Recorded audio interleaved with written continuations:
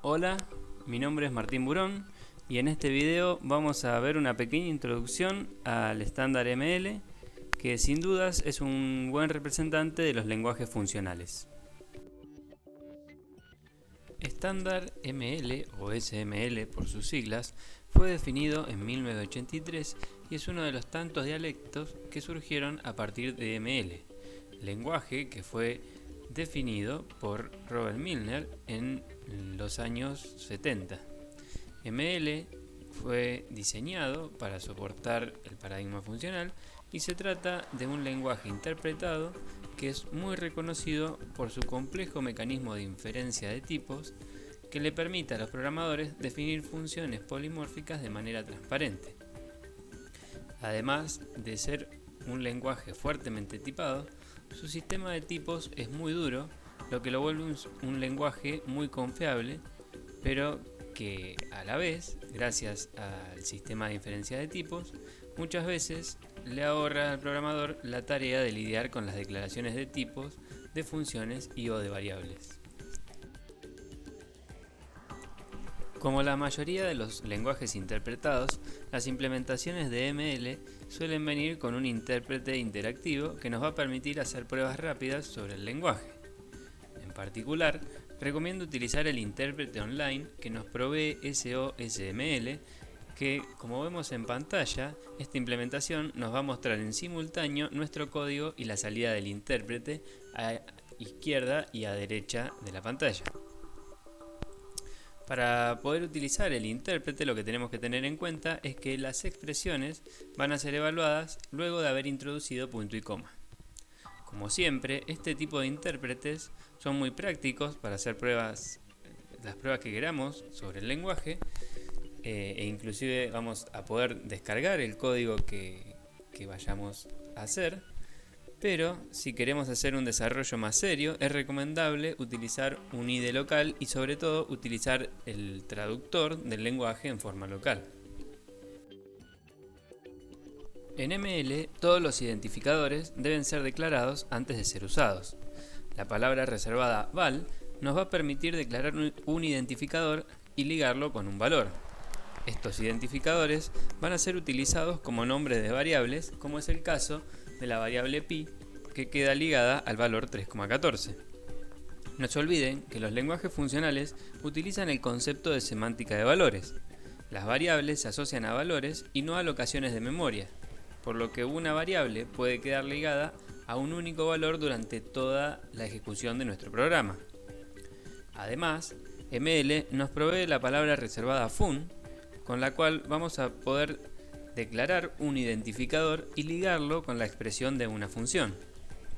Noten que en este caso el identificador va a estar ligado a una expresión o función y no a un valor, como es el caso de la función asociada al identificador área, que toma como argumento a r, que es el radio de un círculo, y calcula su área. Cabe destacar que los argumentos de las funciones van a ser tratados como variables locales a la misma. Como pudieron haber notado de la salida del intérprete en los ejemplos anteriores, los tipos de los identificadores, tanto de las funciones como de las variables, pueden no estar definidos de forma explícita. En esos casos, el tipo es inferido por el intérprete de forma automática. ML nos provee tipos simples, como lo son los enteros, los reales, los caracteres, los strings y los booleanos, y también nos provee tipos estructurados, como son las tuplas y las listas. Una tupla permite agrupar elementos de distintos tipos y son delimitadas con paréntesis. En el ejemplo vemos una tupla que agrupa un char y un string. En particular, noten que los char van a estar precedidos con el carácter numeral, y de la salida del intérprete vemos que el tipo inferido del identificador tupla es el producto cartesiano entre el tipo char y el tipo string. Por otro lado, las listas nos permiten agrupar elementos de un mismo tipo. Del ejemplo, vemos que tail es una lista de números enteros. En particular, en ML vamos a poder denotar las listas mediante la notación cabeza-cola utilizando el operador 2 puntos. De esta forma podemos identificar el primer elemento de la lista, que vendría a ser la cabeza, y la lista de elementos que lo sucede, que vendría a ser la cola de la lista.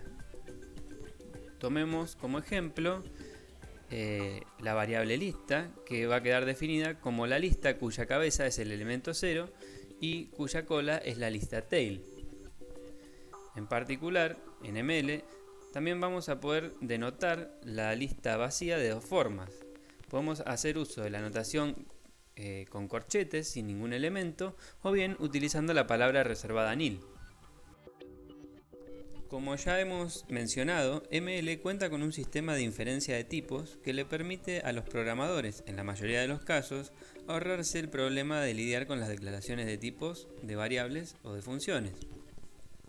El tipo de las variables o argumentos de las funciones va a ser inferido a partir del tipo del valor al que la variable fue ligada, o bien a partir de las operaciones en las que la misma interviene.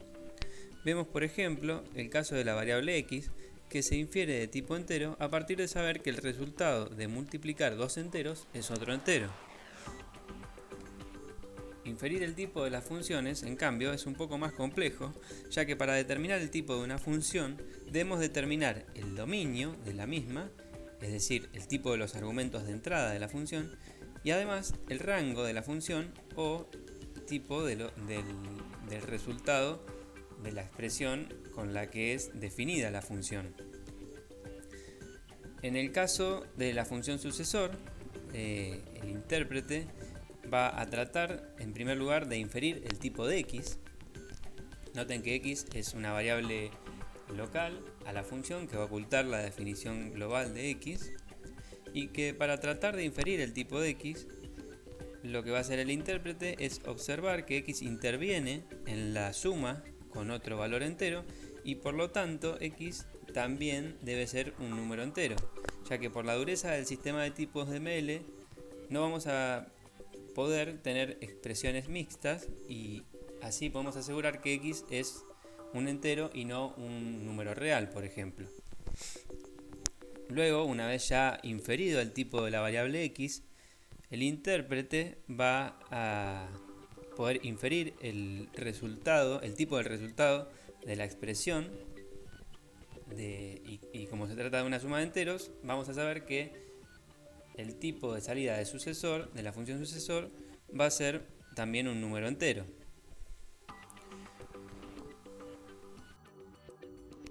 ML nos provee operadores sobrecargados, como es el caso del operador de suma, que nos permite operar tanto con enteros como con números reales. Como consecuencia de esto, ML tuvo que sacrificar la coerción, y por lo tanto, para poder utilizar operandos de distintos tipos en las expresiones, debemos hacer uso de conversiones explícitas, como es el caso de la función floor. El problema es que si quisiéramos combinar coerción con operadores sobrecargados, vamos a encontrarnos con que no va a ser posible inferir el tipo de los operadores ni de las expresiones. Y es justamente por este mismo motivo que las expresiones mixtas también van a ser prohibidas en ML, lo cual además favorece la confiabilidad del sistema, rechazando el uso de expresiones débilmente tipadas que pueden introducir errores en nuestro programa. Y aunque ML tiene operadores sobrecargados, no permite que los programadores puedan definir funciones sobrecargadas. Esta es una decisión de diseño con el objetivo de simplificar el sistema de inferencia o para que los programadores no tengan que definir el tipo de las variables o funciones de manera explícita. Vamos a ver que si intentamos sobrecargar el identificador de una función, el mismo va a quedar ligado a la última expresión, y la expresión a la cual estaba ligado anteriormente va a quedar oculta. En el último ejemplo, estamos tratando de redefinir la función f para que pueda operar tanto con valores enteros como con valores reales, pero la última definición oculta la primera. Y por lo tanto, si intentáramos aplicar f con un valor entero, se produciría un error de tipos. Aunque al principio pueda sonar un poco raro, todas las funciones en ML tienen un único argumento de entrada, y es que en realidad las funciones con más de un argumento son simuladas a partir del uso de tuplas o bien con la definición de funciones carried. En el primer ejemplo tenemos la función add que toma como argumento de entrada una tupla de dos números reales. Notemos que en este caso se definió de forma explícita el argumento i y luego el intérprete va a poder inferir el tipo de x a partir de saber que esta variable interviene en la suma, en la operación de suma con la variable i, y por lo tanto debe ser del mismo tipo, y al fin y al cabo la función add también se va a inferir, la expresión que define la función add también se va a definir de tipo real, ya que la suma de dos números reales también da otro número real. En el segundo ejemplo que vemos que add es redefinida como una función carried, que en este caso los argumentos se van a inferir del tipo entero, ya que es el tipo por default que toma ML en el caso del operador de suma. Las funciones carried nos van a permitir evaluar una función a partir de aplicaciones parciales, y cada aplicación parcial va a crear una nueva función con un argumento menos. Fíjense de que el tipo de la función add es una función que toma un entero y da como resultado otra función que toma un entero y retorna un entero. Y es que justamente la principal aplicación de este tipo de funciones es la definición de nuevas funciones a partir de aplicaciones parciales, como es el caso de la expresión ligada al identificador add1 que suma 1 al valor de x. En este último ejemplo, es interesante señalar que estamos asignando una función a un identificador como si fuese un valor más. Y es que de hecho, para este tipo de lenguajes, las funciones son tratadas como valores de primera clase y por lo tanto pueden ser asignadas a las variables. Como ya se habrán dado cuenta de los ejemplos anteriores, el resultado de aplicar una función es el resultado de evaluar la expresión que la define, reemplazando las variables que representan los parámetros formales por los valores asociados a los parámetros actuales de la aplicación de la función. Sin embargo, antes de continuar, hace falta aclarar algunos detalles acerca del tema de la evaluación de expresiones. Por lo general, en ML, los argumentos son evaluados de manera ansiosa, salvo contados casos como son la expresión condicional, la expresión para el manejo de excepciones handle y las expresiones booleanas and, also y or else, para los cuales se utiliza evaluación perezosa. Tomemos como ejemplo el caso de la variable c, que no va a quedar ligada a la expresión f de 1, sino que esta variable va a quedar ligada al valor de esta expresión, que vendría a ser 3. Ahora, si una función hace referencia a una variable no local, la misma se va a comportar como un literal y no como una expresión. Notemos que de esta forma ML va a ganar un poco de eficiencia a la hora de ejecutar nuestro programa. Y así, por más que el valor de c cambie, la definición de la función add de c no lo va a hacer, ya que, como hemos mencionado ya varias veces, las variables, una vez que son ligadas a un valor o expresión, este no puede cambiar, ya que en realidad la nueva expresión a la que son ligadas oculta la ligadura anterior. Por eso es que al aplicar add de c con 1 obtenemos 4, que es el resultado de sumar 3 más 1. Recuerden que 3 era el resultado al que había estado ligado c cuando se definió la función add c. Algo para observar de este último ejemplo es que al intérprete le podemos solicitar que evalúe una expresión en cualquier momento y sin tener que ligar esta expresión a un identificador. En el caso de no hacerlo, el intérprete va a ligar el valor que obtenga de evaluar esa expresión a la variable it. A diferencia de lo que ocurre en otros lenguajes, en ML el mecanismo de control de flujo por selección es implementado por medio de una expresión y no por medio de una sentencia. Y justamente por tratarse de una expresión, al ser evaluada la expresión condicional, va a retornar un valor. Esta expresión va a quedar definida por una condición y por dos expresiones, la expresión A y la expresión B, y cuya evaluación va a depender del resultado de evaluar la condición. En caso de que el resultado de evaluar la condición sea verdadero, se va a evaluar la expresión A, y en caso contrario se va a evaluar la expresión B. Y el resultado de la expresión condicional a nivel global va a ser el resultado de la expresión que haya sido evaluada. Como restricción para la expresión condicional, vamos a tener que considerar que el tipo de las expresiones A y B debe coincidir, ya que el tipo de la expresión condicional puede ser uno solo. Tomemos como ejemplo el caso de la función min, que toma como argumento dos enteros y retorna el menor de estos dos.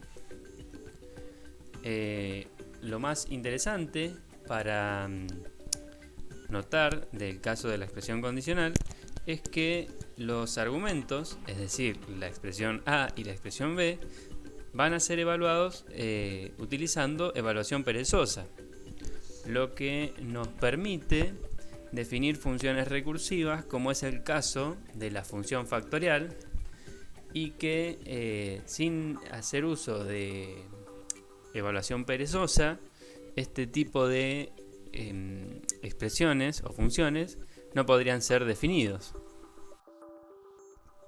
En ML también podemos definir funciones por casos o cláusulas, especificando en cada una de ellas el valor que va a ser considerado para los argumentos. Luego, en cada caso será evaluado de acuerdo al valor del parámetro actual, que será comparado con el valor del argumento considerado cuando fue definida la cláusula, utilizando un algoritmo de pattern matching que controlará el flujo de la ejecución. Así podemos reescribir la función factorial como vemos en pantalla. Vemos que cada caso debe ser precedido con la barra vertical o también conocida como OR. Una restricción que debemos tener en cuenta es que los casos que definamos para una función deben ser exhaustivos para todo el dominio de la función. De lo contrario, el intérprete nos avisará de este problema. Una de las grandes cualidades del sistema de tipos de ML es que nos da la posibilidad de definir funciones polimórficas de una forma muy natural, permitiéndonos a los programadores olvidarnos de especificar el tipo de las expresiones, pero sin perder la confiabilidad que nos podría dar un sistema de tipos estáticos. Una función polimórfica es aquella que se comporta de manera uniforme sobre un conjunto de tipos. Para poder trabajar con funciones polimórficas, ML introduce la noción de variable de tipo con el objetivo de abstraerse de los tipos específicos. Cuando un tipo contiene una variable de tipo, es considerado un politipo. Veamos como ejemplo el caso de la función reverse. Esta función lo que va a hacer es nos va a permitir invertir el orden de una lista de cualquier tipo. Notemos en el cuadro de salida que el tipo de la función es un politipo. '(A) es justamente la variable de tipo del que forma parte el tipo de la función. Así queda claro que esta función puede tomar una lista de cualquier tipo y devuelve esa misma lista pero invertida, por lo que el tipo de salida y de entrada de la función es el mismo. Esta forma de polimorfismo paramétrico tiene un resultado similar al que ofrece Java con sus clases genéricas o C++ con sus patrones. La diferencia con estos lenguajes es que en ML el tipo va a ser inferido de manera automática por el intérprete a partir de los argumentos con los que son llamados las funciones. Cuando llamamos a la función reverse con una lista vacía, el resultado va a ser una lista vacía, pero como una lista vacía puede ser de cualquier tipo, vemos que el tipo que se infiere del resultado también es un politipo. En cambio, si llamamos a la función con una lista de enteros, la variable de tipo se instancia con el valor int y ahora el resultado termina siendo una lista de enteros. Por último, vamos a analizar las funciones de alto orden o formas funcionales en ML. Este tipo de funciones emplean otras funciones como argumento o resultado. Ya vimos que las funciones carried cumplen con esta condición, ya que las aplicaciones parciales retornan una nueva función. Pero ahora vamos a ver un ejemplo más explícito. En este otro ejemplo tenemos la función map que toma una función f y una lista y retorna la lista resultante de aplicar f sobre cada uno de los elementos de la lista tomada como parámetro. Es interesante notar que el tipo de esta función es un politipo con dos variables. Una para denotar el tipo de la lista del argumento de entrada, que coincide con la entrada de la función f, y otra variable para denotar el tipo de la lista de salida que coincide con la salida de la función f. Así, si llamamos a map con la función par y una lista con 1 y 2, obtendríamos una lista con false y true. Por último, vamos a analizar las funciones de alto orden o formas funcionales en ML. Este tipo de funciones emplean otras funciones como argumento o resultado. Ya vimos que las funciones carried cumplen con esta condición, ya que las aplicaciones parciales retornan una nueva función. Pero ahora vamos a ver un ejemplo más explícito. En este otro ejemplo tenemos la función map que toma una función f y una lista y retorna la lista resultante de aplicar f sobre cada uno de los elementos de la lista tomada como parámetro.